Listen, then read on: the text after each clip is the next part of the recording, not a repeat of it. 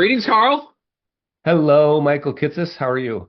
I'm doing well. I'm doing well. We're getting into holiday season, although probably will be just after holiday season by the time that this finishes. So I'm presuming that means snow is falling in Utah and you Yeah. are outdoors on the slopes once again. Yep. It's been good so far. But it's for me it's just fun to be.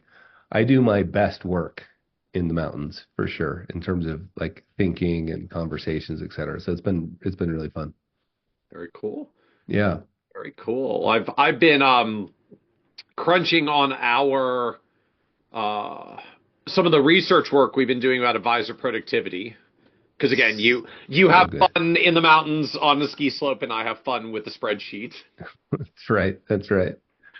Uh and have been digging into some really interesting results and data and trends we're seeing around so that this I feel like these kind of counterbalancing factors. I'm trying to figure out how to frame this well. So the more that a lot of the core investment stuff gets commoditized, or at least like Mm. asset allocated diversified portfolio becomes increasingly commoditized. We're doing more and more in financial planning, wealth management, which is just kind of like a meta trend writ large across the industry. We're going deeper. We're doing more. I've got to add more value to my clients to be competitive in the current marketplace. And I find it sort of shows up from two veins. There's the like, okay, what else can we do to add value because that thing just isn't quite as valued as it was in the past because there's so much technology to do it easily. And then there's I charge my either proverbial or actual 1% fee. Like I feel like we got to do more to justify our fee, to validate our fees and what we're doing and why we're so valuable for clients. And so it's I kind of think of these as like opposite ends of the I don't know, opposite sides of Mm. the same coin. There's like sometimes it's I'm trying to come up with new things to add value, and sometimes it's really just kind of trying to justify my fees. Mm. And what I do, and like I that sounds worse than I mean it. Like it's a fair thing to say, hey, I really want to make sure my clients are getting like full and fair value for the fees that I charge. So I'm not trying to be negative about that, but I do feel like there's a version that I see that is what else can we do to add value? And there's a version I see that's cropping up that's I feel like we have to do more things for our clients to justify our fees because we want them to stick around and not go away. Mm. And what we're seeing starting to show up in our research is that there really is kind of a difference between those two. In the purest sense, we see some firms adding stuff, adding services, doing more, but they're not charging more.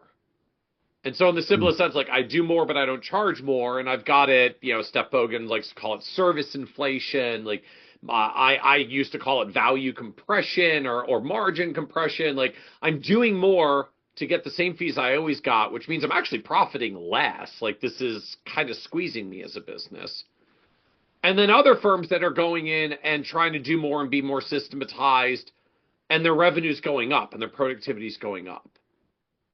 And so it's kind of crystallizing for me down to this dynamic of like we're talking about all these different things that we can do to add value to clients, and I feel like not enough firms are kind of bringing the lens of but is that really a thing that clients want to pay for? Or is it really a thing they want at all, whether they're paying for it or not? Yeah, yeah. You Or know? sometimes it's a thing that of do they even want it at all? I mean, it reminds me of a version of the dialogue we've had in the profession for years and years around meetings, around in-person meetings. And Mm. right, that I mean, I used to joke, like, particularly being here in the DC area, the difference between an A client and a C client is that a C client also only has to sit in crappy DC traffic once a year to come into our office, but an A client has the privilege of sitting in horrifically bad DC traffic 3 times a year, Right. What a the blessing. privilege of coming to our office. And I still remember, I mean, this probably would have been 10 years ago now. Uh, Huh. a client who was like very deep in the tech world, and like we're trying to schedule the meeting for him to come in, and like he's very active and busy in the tech world, so scheduling for him was always difficult to get him to come to the office because he just worked a lot of hours. And he basically said to us at one point, he's like, "You realize I manage a team on 3 continents, and you make me drive to your office." And it was not said in a particularly positive way. I like he was happy to meet, but this whole idea of it's a value to allow clients the privilege to meet with you more often in person was literally not of value to him. I mean, he was an A client for us, and we were basically pissing him off by giving our version of A level value, which was not actually a value for him.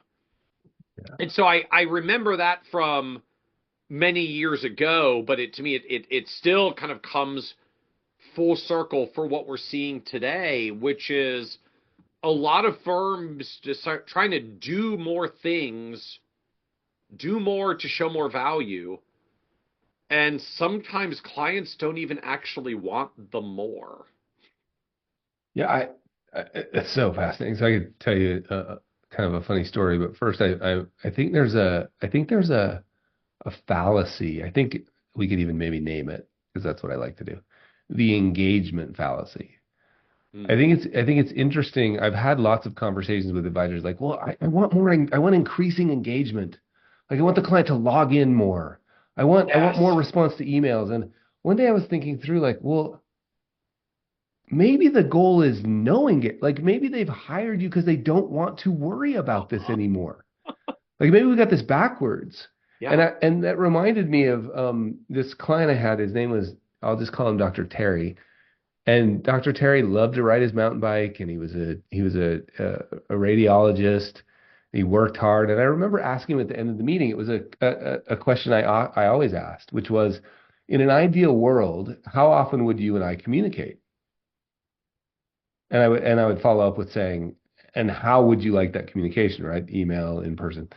And Dr. Terry leaned back and he was like, in an ideal world. And he's like, never. He's like, like in an ideal world, never. Like you would just take care of this. Now, he said, like, I realize we're never going to be at an, ideal, but he's like, as little as possible. Like that's the goal, as little as possible. And it also reminds me a bit of, we've talked about it's actually not a metaphor, but Kevin, right? Our advisor, Kevin, who was like, has built the most successful business. I mean, one of the most successful businesses I know of. And if you ask him again today, we should have Kevin on. That'd be hilarious. He would tell you, I rapidly respond to client questions. Like we answer the phone, we reply to emails, and we give him a consistent experience on the investment side because he's a heavily investment focused advisor. Like the experience is consistent, and we rapidly respond to client inquiries. That's all we do. We don't send out anniversary cards. We don't have 17 meetings. We don't have like over and over and over. Is like, so I don't know. Now there may be client demographics or niches, as we like to say, that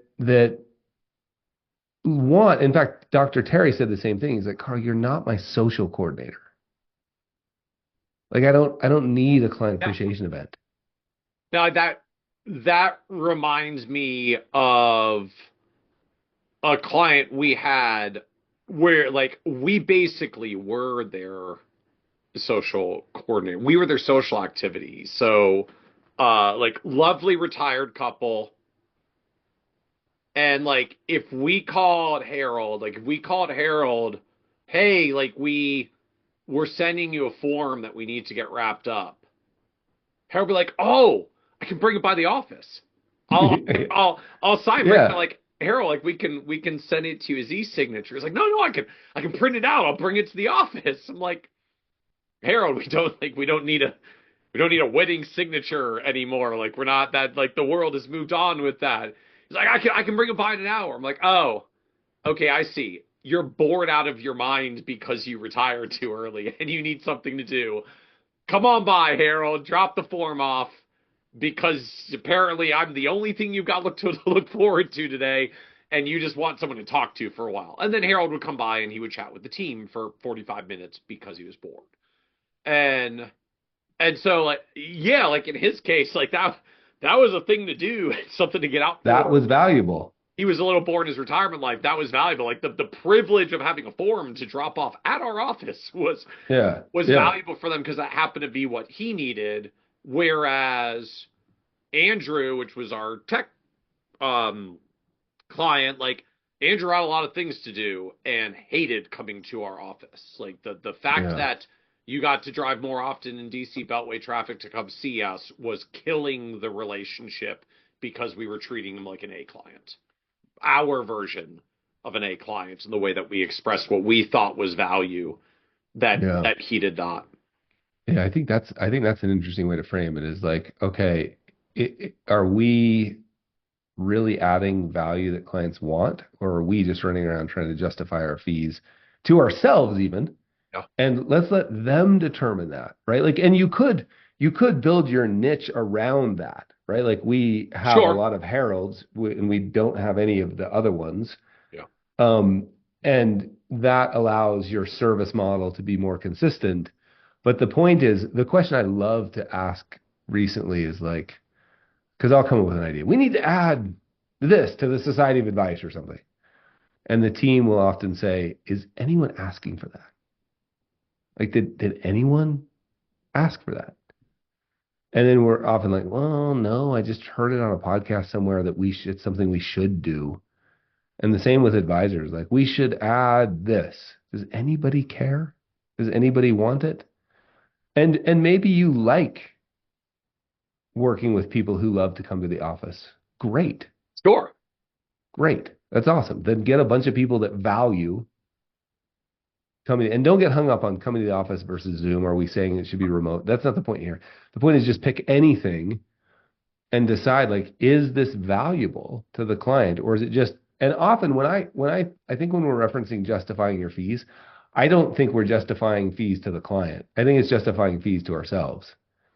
Like we sometimes get in this cycle of like, oh, fee compression, oh no, AI, oh no, robo advisors, we must add more to justify our fees. And often I have found that adding more actually makes it less valuable to people.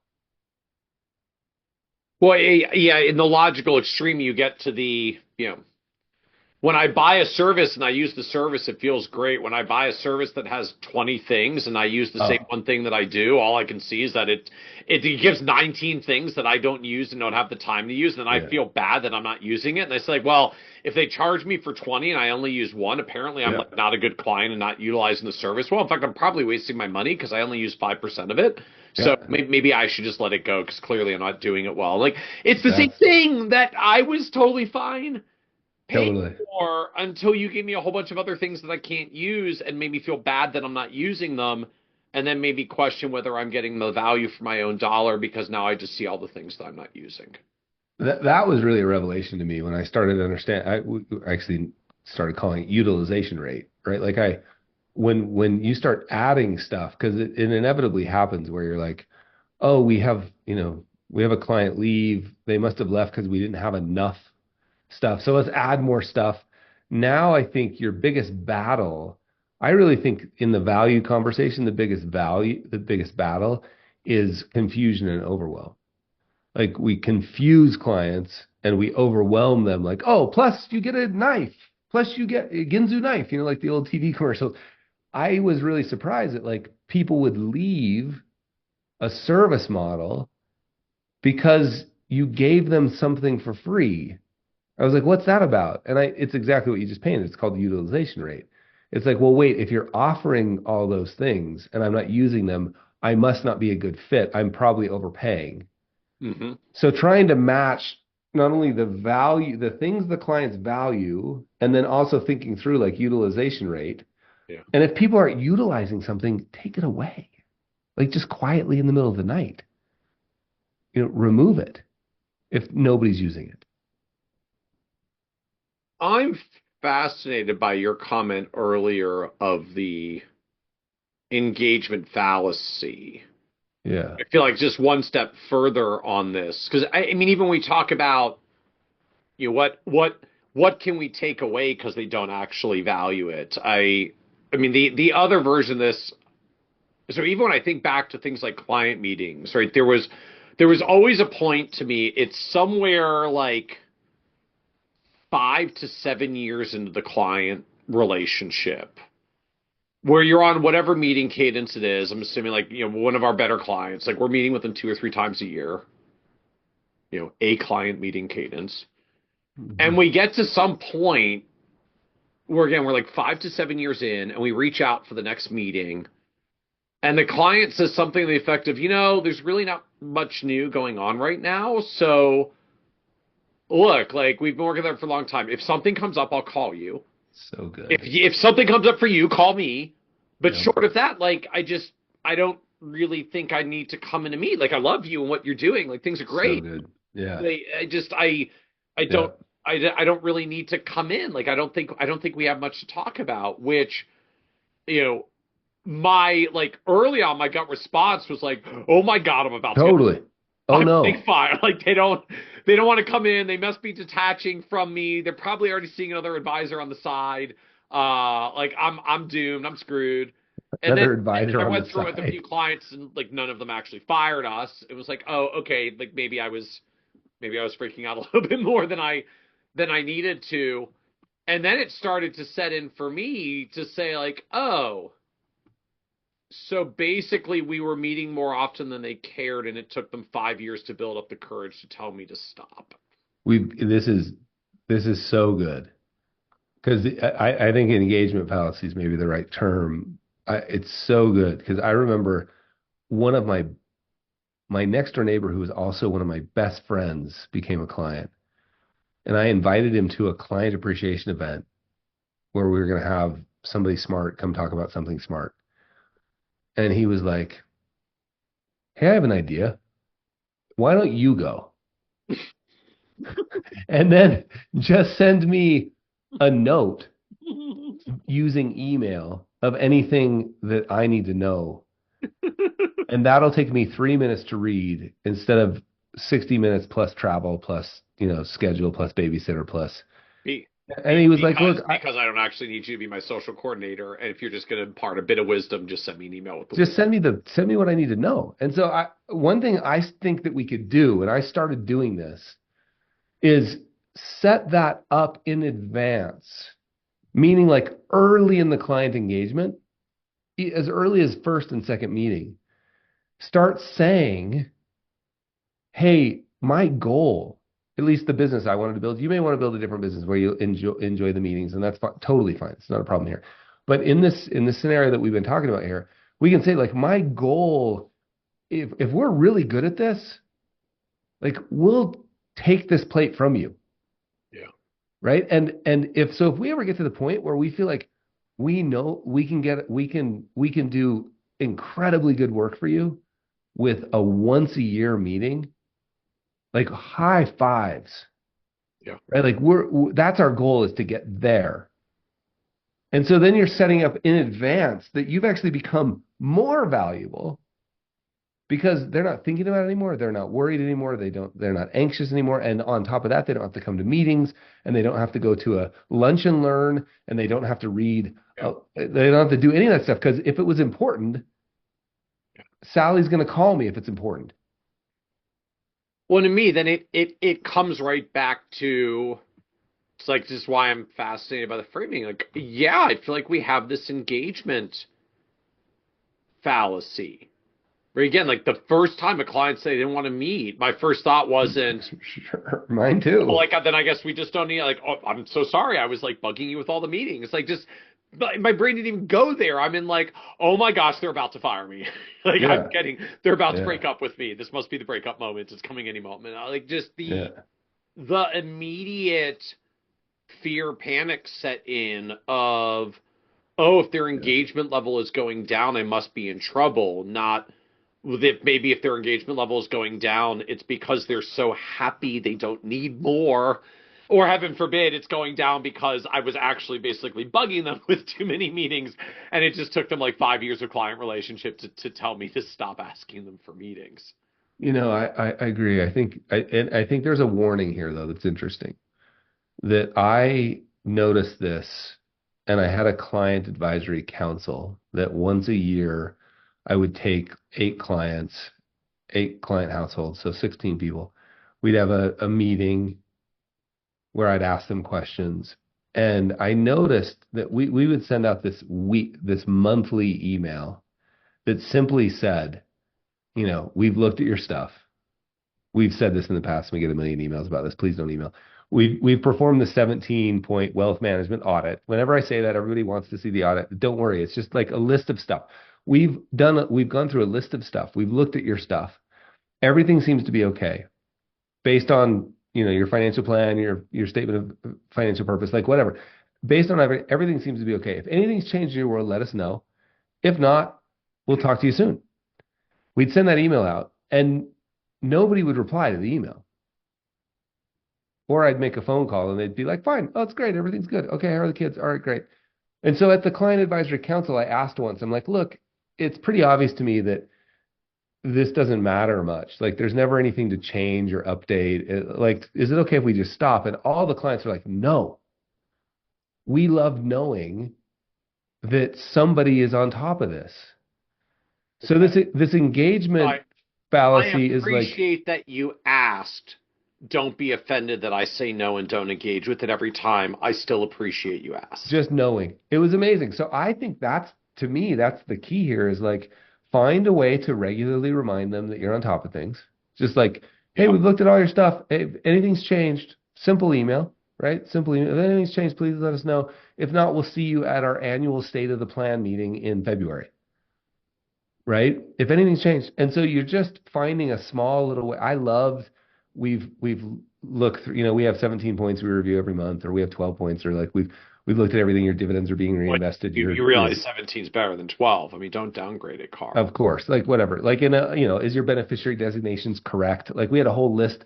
We just made a list of everything we did, and then we'd tell them we'd gone through the checklist this month.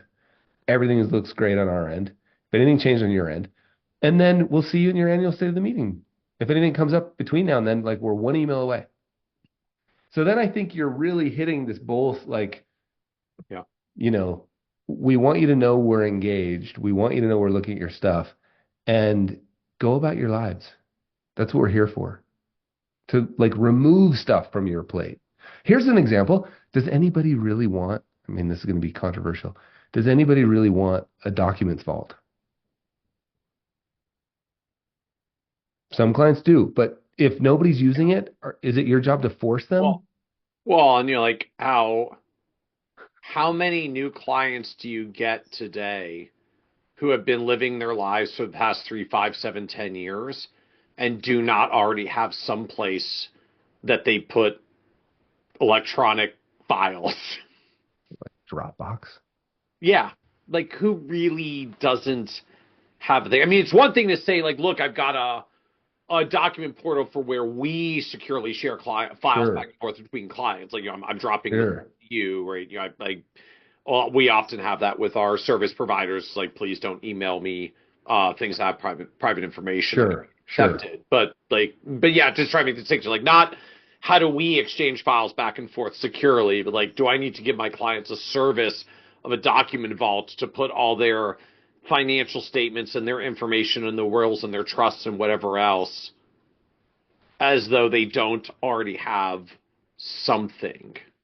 Yeah, and again, maybe there's use cases for that stuff that's really, and there are, I can think of them right now. Like it's really important.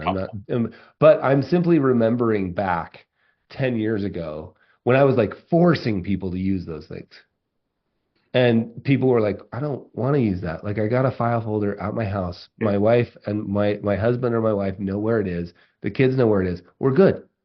So and I'd be like, no, you have to use it. And it'd be like, the utilization is down. Oh no, they must not like our thing. And like, no, we're good. So it's just an example. All look at our stuff where, a lot of firms I see, like our client portals have these like 10, 20% utilization rates. Interesting. One version says okay, we're not doing a good enough a job engaging our clients. Like we have to get the engagement rate up. Look how few people are using the portal. And the other version is, or maybe it's not that useful to them. And how much time could we save by not trying to offer that? Yeah, and I don't know the answer either way, but that's exactly the inquiry I would engage in. Like, well, maybe it's not important to them. So I feel like there's an implication in the engagement fallacy framing that basically it's us, not them, right? That's a thing Yeah, yeah, we're doing to assuage our fears of whether we're offering yeah, enough yeah.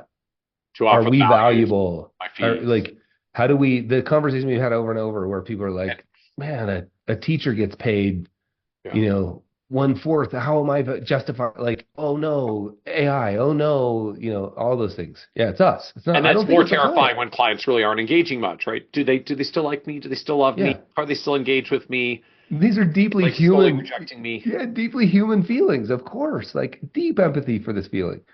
And the question really becomes like, wait, who said somebody was upset? Who said they're leaving because they What? didn't return your email? Who said? Well, I was going to ask. So how do you separate the wheat from the chaff? Like, I mean, how do you figure out Hmm. whether it's a thing they really don't value and I should stop? Yeah. Whether it's your example, they totally value it even though they completely don't engage because they're so appreciative that I was Yeah. thoughtfully offering a thing that they just persistently decline and don't Yeah. use. Or I mean, you can make the case, maybe Yeah. I mean, not maybe. Like I can think of client scenarios where they were probably quite happy to be asked to come into the office several times a year and then persistently declined it. Yeah. Wasn't bad that I was Yeah. asking. They didn't Right. want to get in the traffic and come up, but they Right. probably appreciated that we were diligently reaching out to them, saying now's the time Yeah. for the check-in. Did you want to come into the meet in the office? And then they'd say no, and they weren't getting angry or rejecting us. They just really were cool and trust us and happy, but probably appreciated that we asked. Yeah. So Yeah. how do you figure out which is which? I mean, it sounds like your approach was client advisory board. Yeah. Here's all I would do. I just run experiments.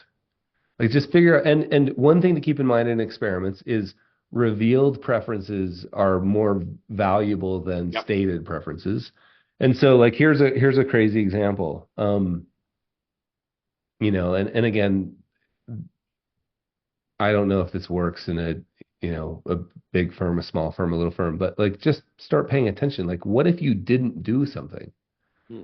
What if like we had not with clients, but we had a service once where we were like pretty sure nobody was using it.